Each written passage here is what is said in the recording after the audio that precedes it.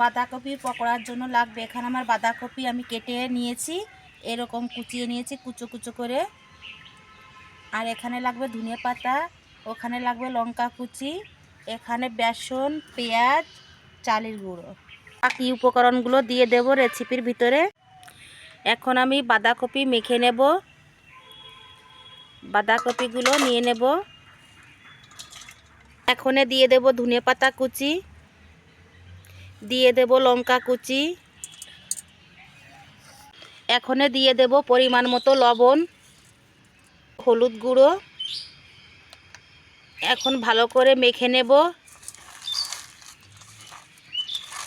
এরকম ভালো করে চটকাতে হবে। বাঁধাকপি চটকাতে জলটা ছেড়ে দিয়েছে, এই যে আমার এক্সট্রা কোনো জল দেওয়া লাগবে না। এখন দিয়ে দেব পেঁয়াজ কুচি,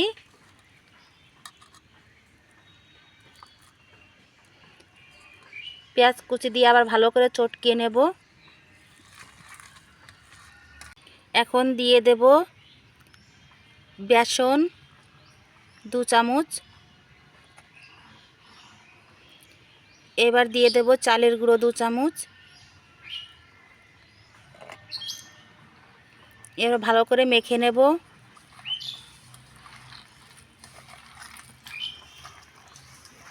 এইবার দিয়ে দেব সামান্য একটু লঙ্কার গুঁড়ো, দিয়ে দেব অল্প করে কালো জিরে। এইভাবে আমি মেখে নিয়েছি, মাখানো আমার হয়ে গিয়েছে।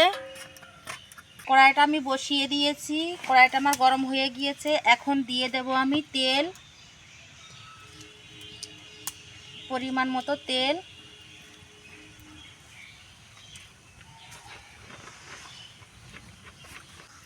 তেলটা আমার গরম হয়ে গিয়েছে। এখন আমি পকোড়াগুলো ছেড়ে দেব।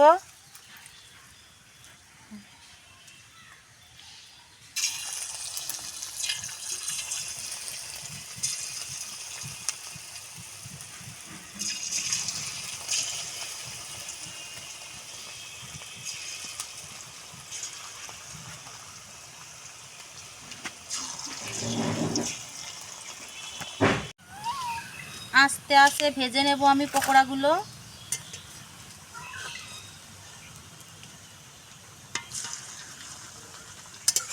এখন আমি উল্টিয়ে দেব।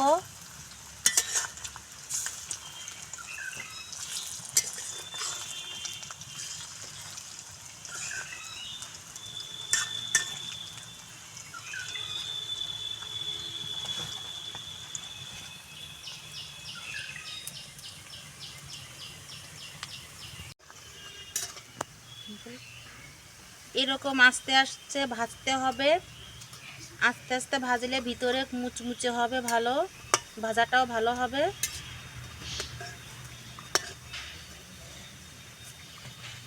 পকোড়াগুলো আমার ভাজা হয়ে গিয়েছে, লাল লাল করে ভেজে নিয়েছি। এখন আমি তুলে নেব।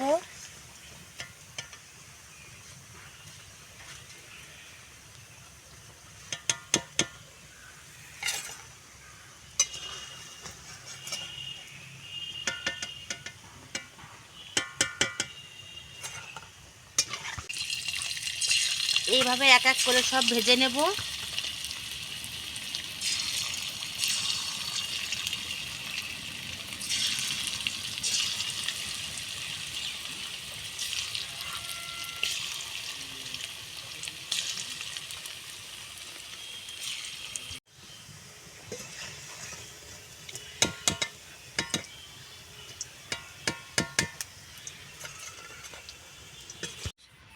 পকোড়া আমার হয়ে গিয়েছে, আমি নামিয়ে নিয়েছি। এই যে দেখো কত সুন্দর মুচমুচে হয়েছে, ভিতরেও যে কাঁচা নেই। এখন আমি পরিবেশন করে নেব।